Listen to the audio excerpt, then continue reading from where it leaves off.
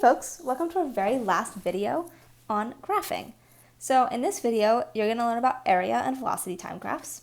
And we're going to flip our last video on its head, because by the end of this video, you'll be able to use velocity time graphs to construct position time graphs. So let's go ahead and get started. So this is very similar to our previous video, but kind of the reverse. So in our previous video, we talked about using slope to go from position time graphs to velocity time graphs. In this video, we're going to talk about going from velocity time graphs to position time graphs. And all you're going to need to do is find the area under the graph. And the way I like to think about this is, again, with our units. So here is my velocity time graph, and I'm going to go ahead and just draw it as a straight line. So we've got time and we've got velocity in meters per second and in seconds. If I was to find the area under this graph, so let's go ahead and highlight that. What I'd be doing is I'd be multiplying the base, which is my time, by the height, which is my velocity. So I would say area is equal to velocity times time. But we know that velocity is equal to position over time. So position is equal to velocity times time, and is therefore equal to the area under my graph. And again, I can see this in units. So I measure my velocity in meters per second, and I measure my time in seconds. So when we multiply those together, our seconds will cancel, and my area will be measured in meters, which is, of course, the units for position. So let's go ahead and get started with an example. What I'm going to do in my example is I am going to figure out the area under my graph at every single second. So as you can see here, what I've done is I've added in the seconds that are missing in the lines of my graph. And I have also drawn a nice bright red line to mark my x-axis. And when I've done this, when I find the area of the graph at a specific point in time, what I've done is figured out my position at that point in time. So let's go ahead and start with my first second. So I'm going to go ahead and draw my table, so my position, or my time in seconds, and my position in meters. And I'm going to go ahead and put in those seconds already. So 1, 2, 3, 4, 5, 6, 7, 8, 9, 10 seconds. Now I'm ready. So let's go ahead and start with my first second. So that's going to be this time between 0 and 1. So here is my rectangle. And I can measure the base of my rectangle, which is going to be 1 second, and the height of the rectangle, which is going to be how high my line is. So that's going to be that 4 meters per second. So after 1 second, I have gotten the area of this rectangle. And I can go ahead and find the area of that rectangle by multiplying base times height. So A1 is equal to base times height, or 4 times 1, giving me an area of 4 meters. So my position at that first second is going to be 4 meters. Now I'm going to go ahead and do my second second. So for my second second, I'm going to need to draw a slightly new graph, or a new rectangle, excuse me. So I'm going to start at 0, go all the way over to 2 seconds, keep that height the same, and I can figure out the area of that graph, or of that rectangle. So again, I've got my base, which is now 2 seconds. I've got my height, which is 4 meters per second, and so the area is going to be 8 meters. So for my second second, I will be at position 8. And again, I can find that by doing area is equal to base times height, and I can measure the base and height of, I can read off the base and height of my rectangle by reading my graph. So my base is 2, my height is 4, and my area is 8, which I'm going to write as my position at that moment in time. And I'm going to follow the exact same procedure for my third, fourth, and fifth seconds. And when I do that, I will get the following. So at 3, I'm going to get position 12 meters. At 4, I will get 16 meters, and at 5, I will get 20 meters.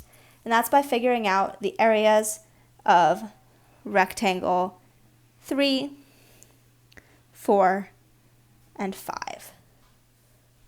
Now, it gets a little bit more exciting at rectangle 6.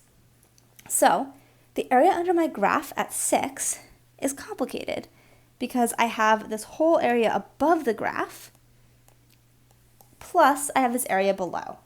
And so what I'm going to do is I'm going to find the area of this rectangle, which I'm going to call A1, and I'm going to subtract the area of that rectangle, A2. So this first rectangle has a base of 5 and a height of 4, so A1 is going to be 5 times 4, or 20 meters. And we have A2, which has a base of 1 and a height of 2. So A2 is going to equal 2 meters. So to figure out my position after 6 seconds, I'm going to say, so S at 6, we're going to say area 1 minus area 2, because that's the total area that I've gone through for my first 6 seconds. And what I'll get is 20 minus 2, or 18. So after 6 seconds, I will be moving backwards, and I'll be at position 18. And I know this. I can kind of see this from the graph too, right? So my velocity in that 6th second is negative. So that must mean that I am moving backwards.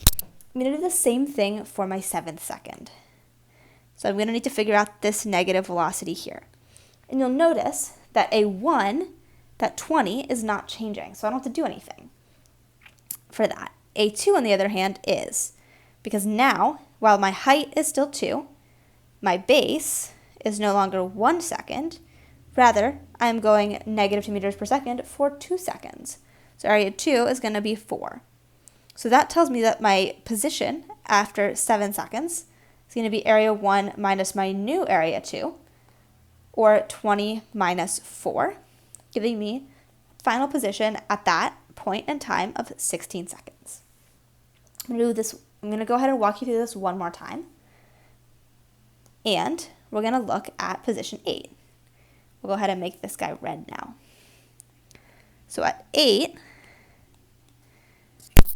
we're going to say that we have a height still of 2 and a base now of 3. So 8 minus 5, right? So 1, 2, 3 seconds. So that area is going to be 6. And at 8 seconds, we'll be back to A1 minus A2. So 20 minus 6, or 14 meters. So my position at point 8 is going to be 14 meters. I'm going to do the same procedure for my 9th and my 10th seconds. And that's going to give me positions of 12 meters and 10 meters. And now I have the data I need to construct a position time graph. Okay, so on this page, what I've done is I have copied down my calculations from the previous page. So my time and my position. I've also drawn out my graph. So I have labeled my axes with units. I've given my graph a title, and I have drawn in the scale for both of my axes. So I'm ready to graph. So all I'm going to do is copy the data from my table onto my graph. So I'm going to start at position 0, 0. Then I'm going to, after 1 second, I'll be at position 1, 4. And then we've got 2, 8, 3, 12, 4, 16, and 5, 20. Then at 6 seconds, I'm back down to position number 18. At 7, I'm at 16. At 8, I'm at 14.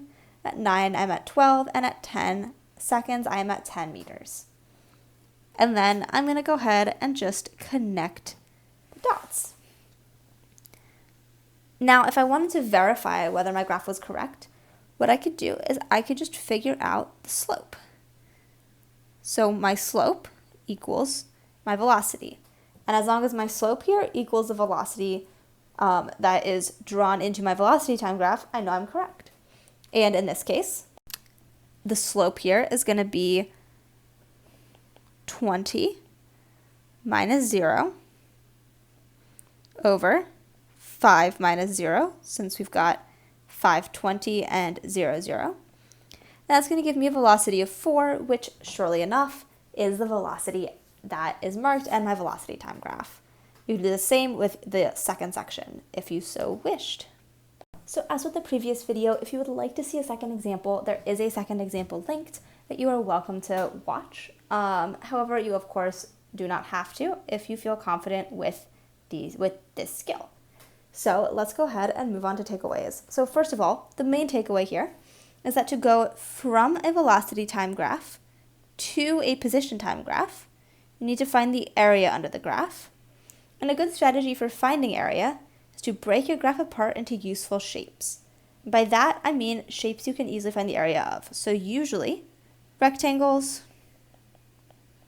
and triangles. So those are going to be those two shapes that you want to focus on. So there you have it, guys. You have learned how to go from a velocity time graph to a position time graph. So now it is your turn to give it a try. Best of luck and happy solving.